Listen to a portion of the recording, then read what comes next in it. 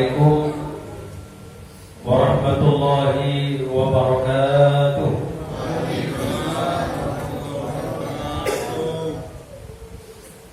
Alhamdulillah rabbil alamin.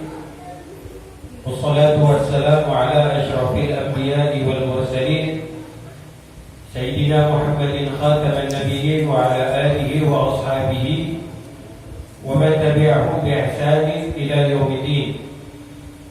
Allahumma shalli wa sallim ala Sayyidina Muhammadin salatan 'abdin kana qilatuhu wa rasulullahi wasilatuhu wa anta laha ya ilahi wa likulli kalbin 'azim fafarrij ma ana bihi bisirri bismillahirrahmanirrahim. Subhanaka la ilma lana illa ma 'allamtana innaka antal alimul hakim. Rabbi shrah li sadri wa yassir li amri wahlul 'uqdatam min lisani yafqahu qawli, amma ba'du.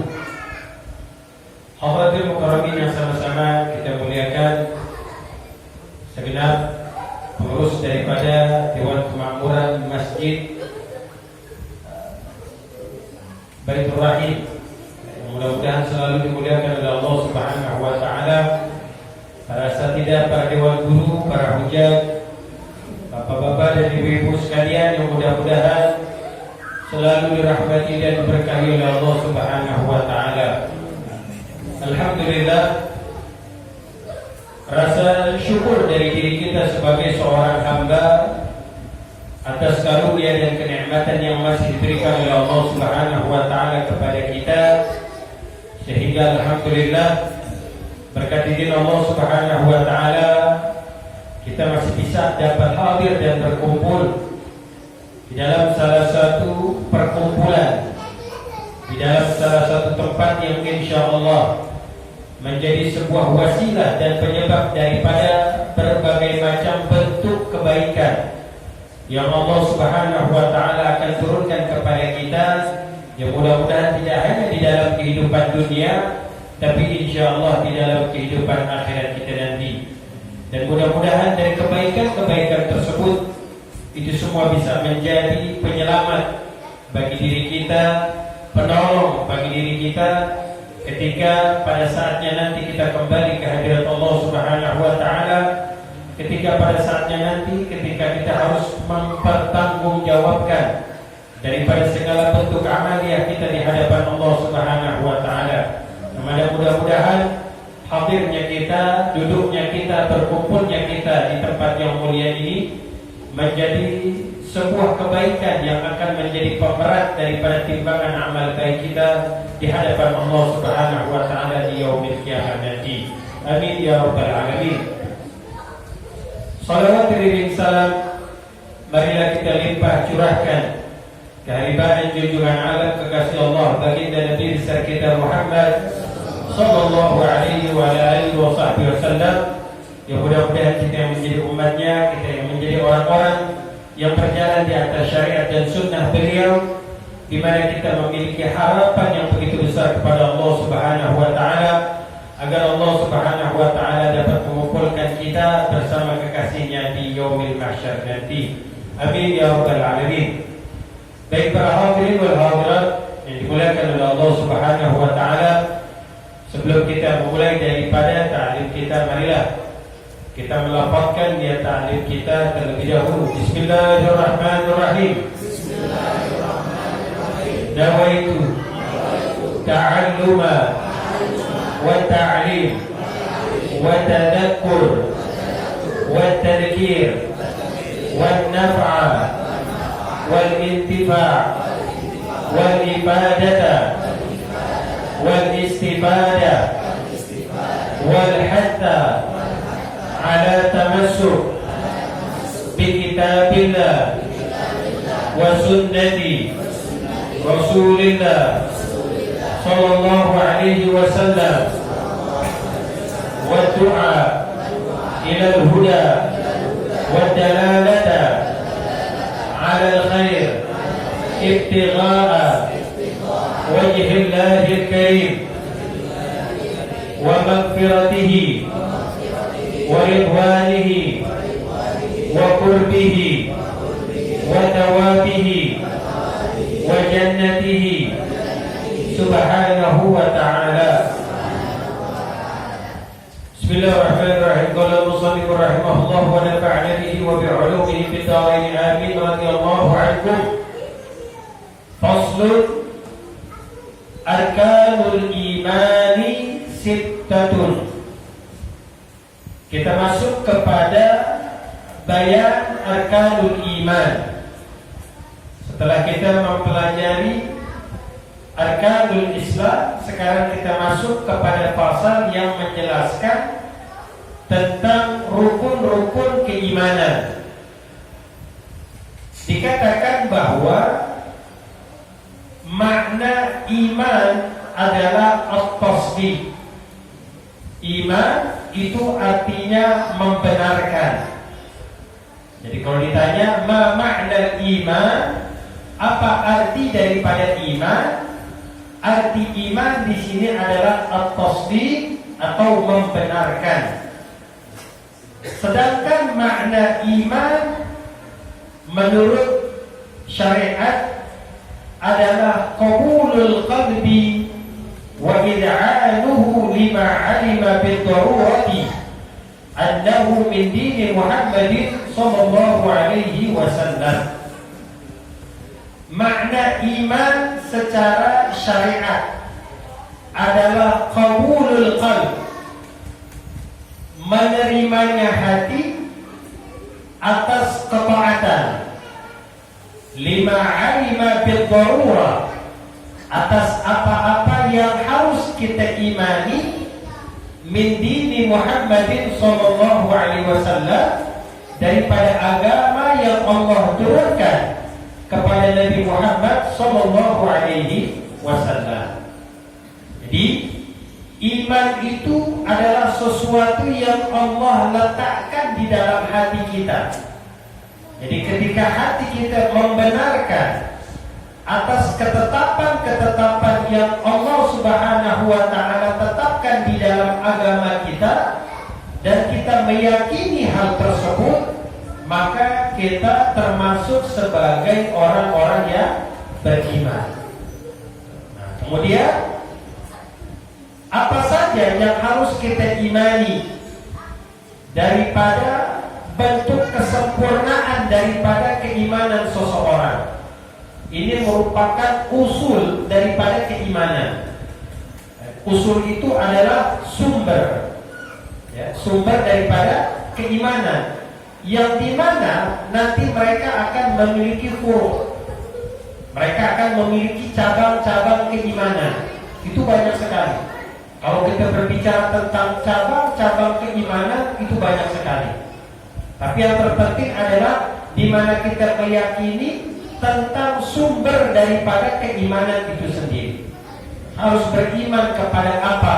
Harus beriman dengan apa? Harus beriman atas dasar apa? Nah, inilah yang harus kita pahami agar keimanan yang Allah letakkan di dalam hati kita ini bisa terjaga dengan baik.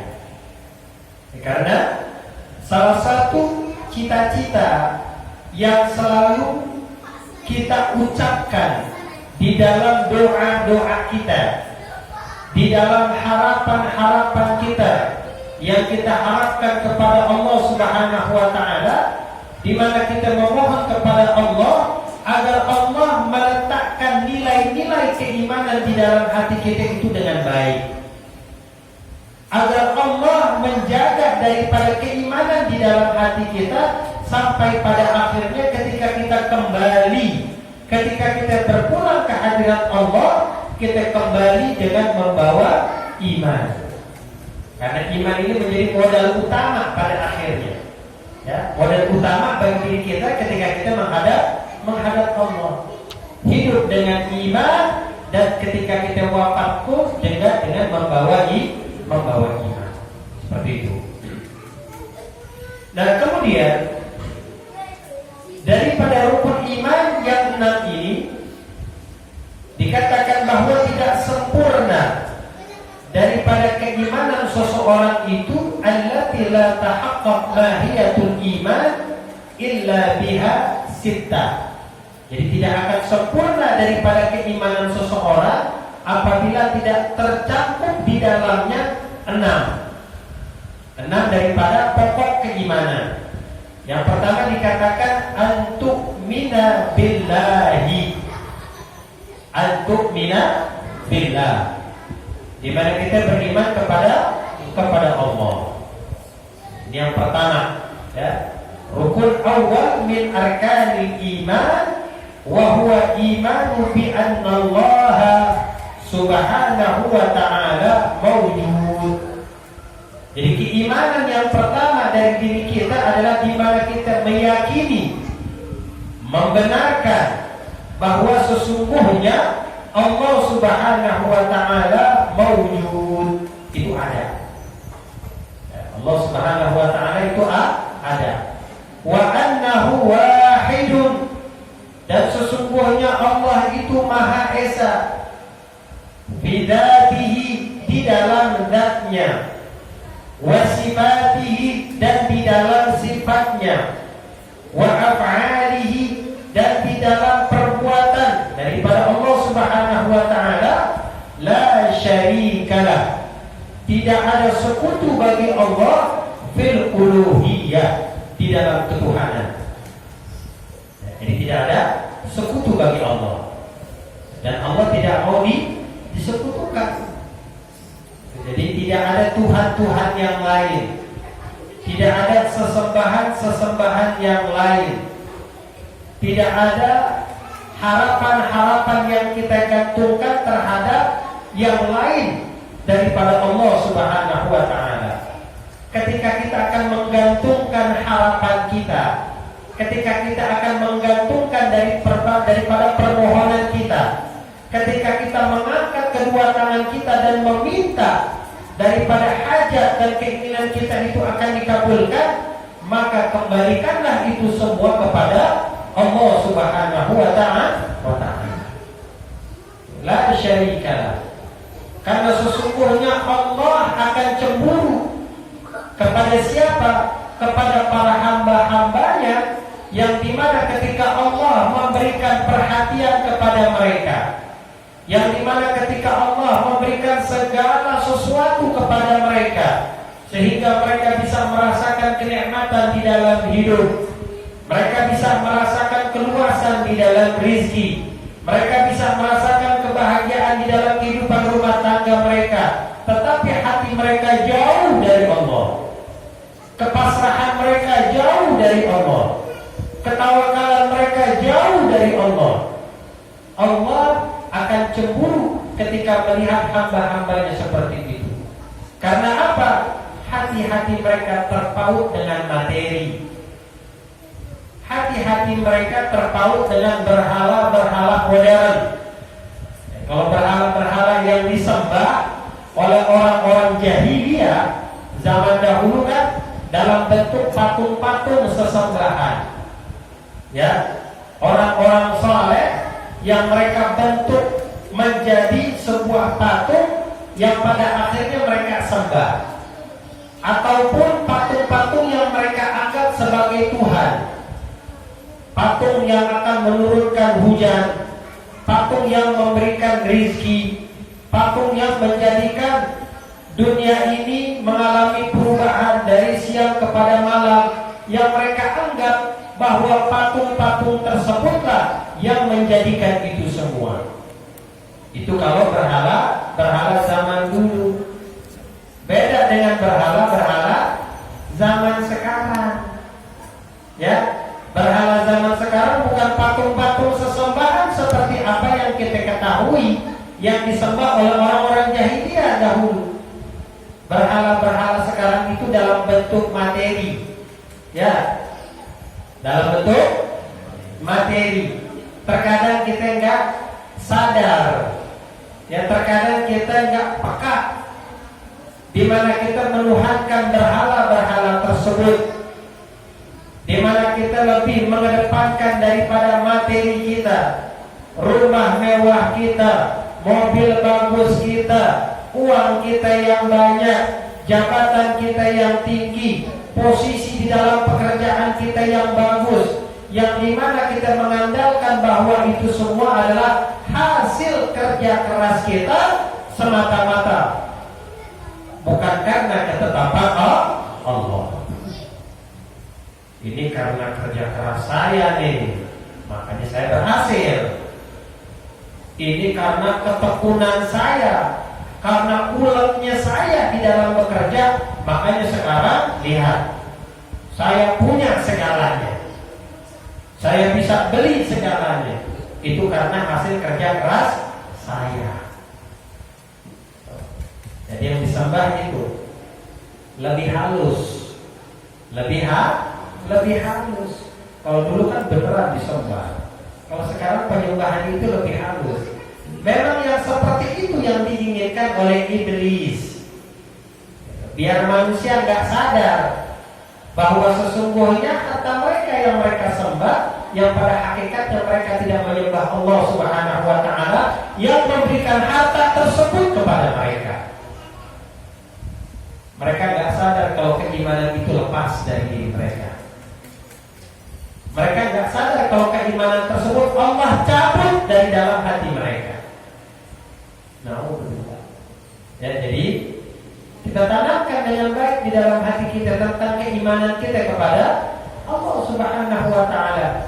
Kita yakin Allah mawjud, Allah itu ada, Allah itu Maha Esa, Allah itu Maha segalanya, Maha berkehendak atas segala sesuatu yang terjadi di dalam kehidupan kita.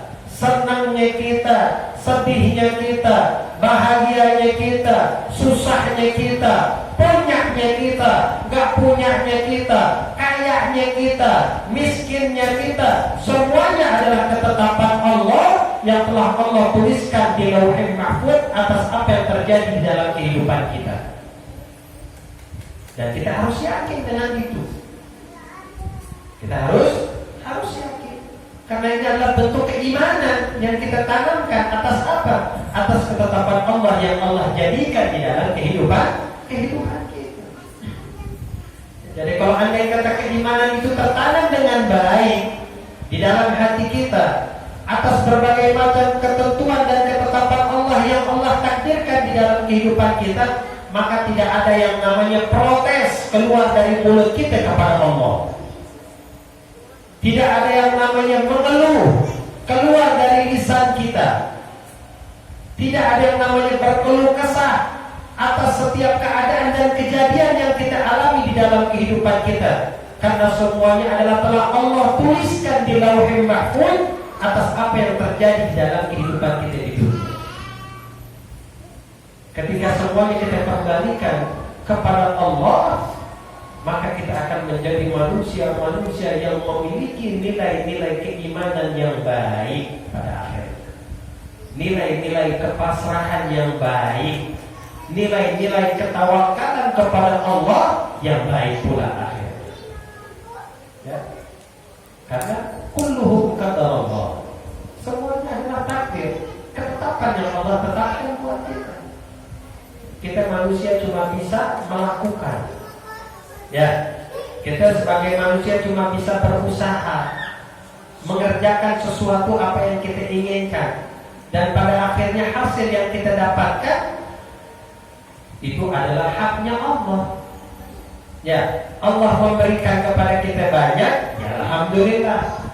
Allah memberikan kepada kita sedikit, alhamdulillah. Allah tidak memberikan, tidak mungkin. Ya, tidak mungkin. Yang maksiat tadi Allah kasih, yang maksiat, yang kufur, tuh, yang selalu melakukan perbuatan dosa Allah kasih. Bagaimana dengan mereka orang-orang yang beriman? Keimanan kayak begini penting, terutama di dalam masalah rezeki. Banyak orang yang imannya lepas tuh gara-gara rezeki. Ya, gara-gara rezeki. Banyak orang yang iman lepas. Karena apa? Nggak yakin dengan ketetapan Allah. Yang pada akhirnya mereka menghalalkan segala cara. Udah nggak pandang halal haram. Udah nggak pandang ini punya siapa. Haknya manusia mereka ambil, mereka zalimi. Ya, di situ ada hak orang lain. Mereka nggak memperhatikan itu. Karena apa? Mereka takut. Allah sudah memberikan janjinya kepada kita di dalam Al-Quran pada 90 tempat. 90 tempat Allah memberikan janjinya kepada kita atas apa? Atas rizki yang akan kita terima. Masuk syaitan, masuk iblis di sini. Dan itu disebutkan di satu tempat. Allah 90 tempat, iblis di satu tempat. Disebutkan bahwa iblis akan menakut-nakuti setiap manusia dengan apa? Dengan yang namanya kefakiran. Cuma satu tempat. Manusia lebih yakin dengan apa yang dikatakan iblis tentang kefakiran di satu tempat, dan mereka tidak yakin dengan janji Allah yang Allah tegaskan di 90 tempat di dalam Al-Quran. Di mana keimanan kita kepada Allah Subhanahu wa Ta'ala? Kalau kita anggap bahwa materi, harta, benda yang kita miliki adalah sebaik-baiknya rizki yang Allah kasih buat kita, itu salah. Rumah mewah kita, mobil bagus kita, uang kita yang banyak, usaha kita yang berkembang di mana-mana, apapun yang kita miliki di dunia ini dalam bentuk materi, itu adalah adana min anwa'ir rizki, paling rendahnya rizki yang Allah kasih buat kita. Paling rendah, bukan paling bawah, bukan. Kalau paling bawah lantai dasar, paling rendah itu basement. Ya, jadi kalau mau ditanya paling rendahnya rizki apa? Al-mal adalah min adana anwa'ir rizki. Paling rendahnya rizki yang Allah kasih buat kita adalah materi, harta. Jadi kalau orang sombong dengan hartanya, salah. Itu rizki yang paling rendah yang Allah kasih. Itu ngapain sombong sama harta itu? Ya, paling rendah. Karena ada yang paling tinggi. Ketika ada yang paling rendah, pasti ada yang paling tinggi. Apa? Sekarang pertanyaannya, rizki yang paling tinggi yang Allah kasih buat kita, rizki yang paling tinggi yang Allah kasih buat kita adalah al-afiyah. Afiyah. Apa artinya afiyah? Sehat, kesehatan. Kita kan sering ngomong, alhamdulillah sehat walafiat. Udah sering bilang begitu kan ya? Kalau ditanya gimana kabarnya, alhamdulillah saya dalam keadaan sehat walafiat. Sekarang apa makna afiat? Jadi makna afiat itu tidak terbatas maknanya pada kesehatan badan saja. Tidak hanya pada kesehatan badan saja. Makna afiat itu lebih kepada apa? Lebih kepada batin. Nih, batin kita. Ketika di dalam hati kita nggak ada rasa benci sama orang, ketika di dalam hati kita nggak ada rasa dengki sama orang, ketika di dalam hati kita nggak ada rasa takabur, tidak ada rasa sum'ah, tidak ada kebencian di dalam hati kita, maka kita telah mendapatkan yang namanya afiat. Anak-anak kita dijadikan sebagai anak-anak yang saleh dan salehah, itu afiat dari Allah.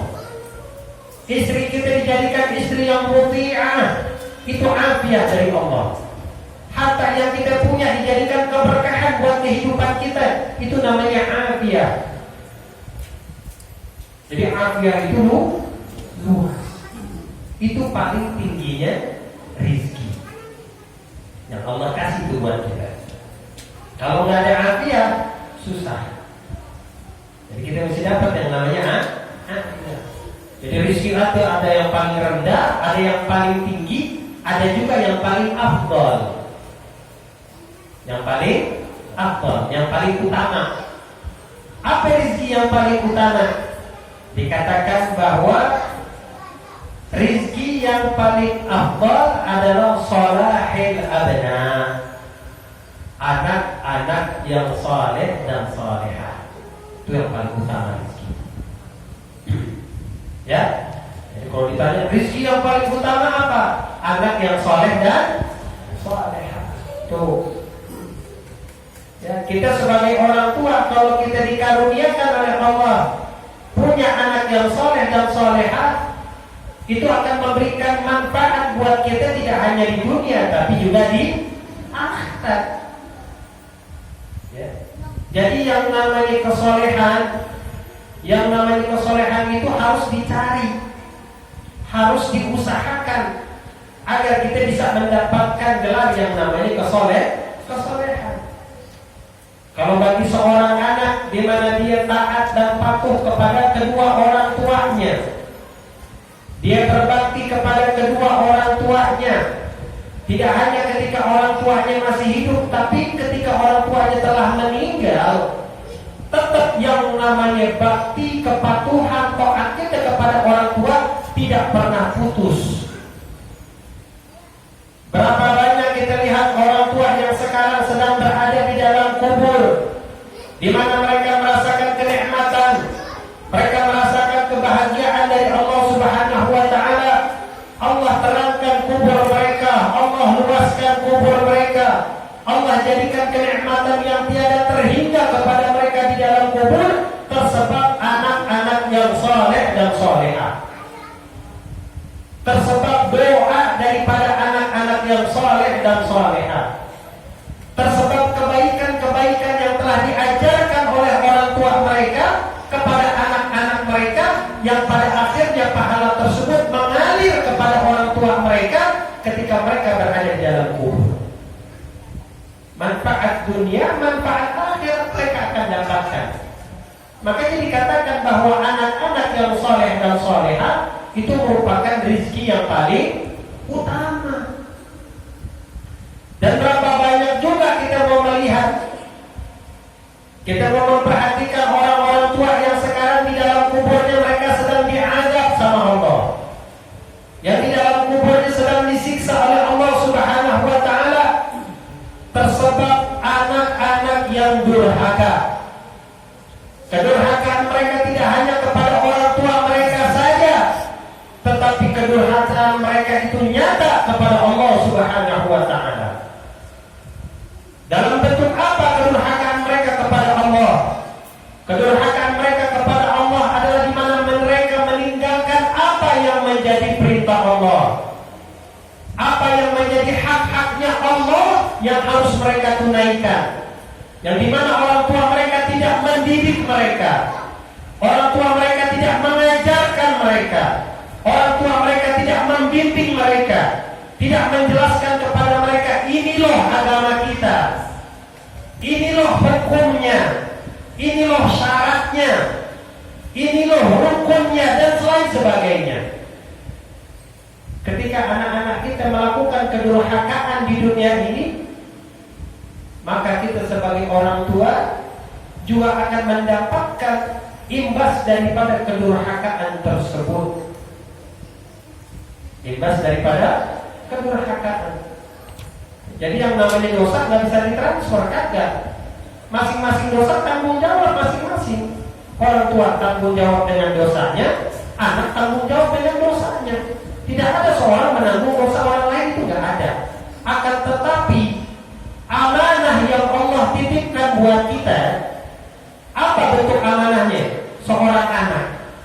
Ketika amanah itu bisa kita jaga, bisa kita rawat dengan baik, maka daripada amanah tersebut akan mendatangkan kebaikan buat kita. Tapi kalau sebaliknya, keburukanlah yang akan kita dapatkan. Seperti itu. Itu kalau anak kita mau jadi anak yang saleh dan saleh.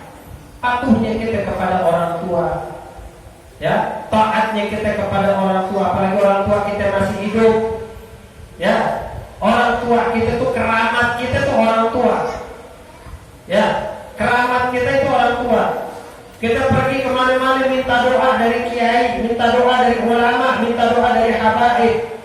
Tapi kita nggak pergi ke orang tua kita minta doa dari orang tua kita, salah. Kita pergi ziarah kemana-mana keliling, ke wali ini, wali ini, wali ini, tapi kuburan orang tuanya nggak pernah diziarahin. apa begitu? Ya. Orang tua, taatnya kita sebagai anak kepada orang tua bukan orang tua masih hidup saja, tapi ketika orang tua kita telah meninggal, ketaatan kita kepada orang tua tetap kita lakukan. Ya, tetap kita lakukan. Itu merupakan bentuk bakti kita kepada mereka. Ini keimanan. Kalau andai kata mereka seorang istri pengen dikatakan sebagai istri yang salehah, jadi kudu taat sama suaminya. Dan suami kalau mau dikatakan sebagai suami-suami yang saleh, suami-suami yang mendapatkan keridhaan Allah, dia harus baik terhadap istri dan anak-anaknya. Jadi kalau istri bisa durhaka sama suami, tapi suami bisa durhaka sama Allah. Jadi nggak ada suami durhaka sama istri, nggak ada. Ya. Kalau istri durhaka sama suami ada? Hah? Ada bu. Ya, istri durhaka sama suami ada nggak? Ada. Tapi suami durhaka sama istri ada nggak? Nggak ada. Enak banget ya. Suami kok nggak durhaka sama istrinya, padahal suaminya zalim loh. Suaminya selalu menyakiti. Ya, suaminya nggak adil. Ya, suaminya melakukan tindakan semena-mena terhadap istri dan anak-anaknya. Apakah si suami akan durhaka kepada istrinya? Suami akan durhaka kepada Allah, bukan kepada istrinya lagi. Tapi kedurhakaan itu kepada Allah. Hati-hati, lebih berat. Ya. Tuh. Jadi yang namanya rizki itu sholahil abna, anak-anak yang salehah. Itu adalah paling afdalnya rizki buat kita. Dan rizki yang paling sempurna, at-tamamul rizq, adalah amal ridha Rabbil alamin, keridhaan Allah. Itu adalah rizki yang paling sempurna. Allah kalau udah ridha sama kita, selesai. Ya. Cara istri buat mencari keridhaan Allah, taat sama suami. Cara anak untuk mencari keridhaan orang tua, taat. Cara anak untuk mencari keridhaan kepada Allah, taat sama orang tuanya. Cara suami untuk mendapatkan keridhaan Allah, berlaku baiklah terhadap istri dan anak-anaknya. Adil, semuanya dapat. Gitu. Baru keridhaan Allah bisa kita dapatkan. Ya, bagaimana keridhaan akan kita dapatkan?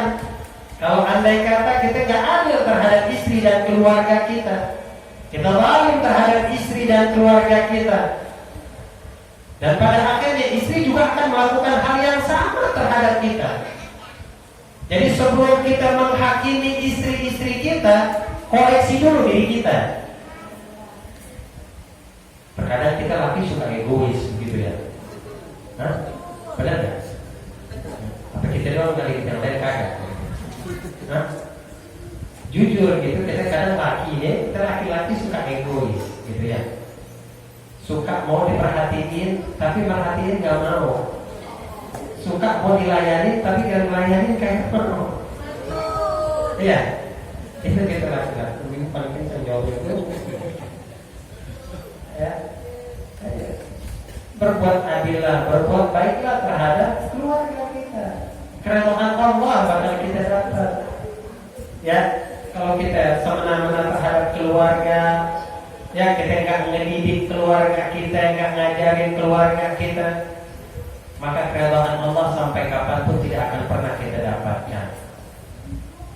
Ya, kita masa bodoh dengan hal-hal tersebut, nanti pada akhirnya istri kita bakal ikut-ikutan begitu. Istri itu kan bagaimana suami, jadi bercermin, gitu ya, bercermin kepada suaminya. Suaminya baik, insya Allah istrinya baik. Suaminya saleh, insya Allah istrinya salehah. Dan Allah akan mengumpulkan orang yang baik sama yang baik, orang yang saleh sama yang salehah. Itu dijanji Allah. Ya, jadi kalau kita mau dapat keridhaan Allah, ini iman. Ya, ini keimanan. Ya. Keimanan kita kepada Allah Subhanahu wa ta'ala. Jadi kita harus yakin bahwa Allah mawjud, la syarikalah, wala mithla lahu, wala shibha lahu, laisa kamitslihi syai'un wa huwa as-sami'ul basir. Tidak ada yang menyerupai Allah, tidak ada sekutu Allah. Ya, Allah Maha mendengar lagi Maha mengetahui. Jadi kita harus yakin dengan itu. Ini adalah pokok daripada nilai-nilai keimanan kita kepada Allah Subhanahu wa ta'ala. Kemudian yang kedua, keimanan kita yang kedua adalah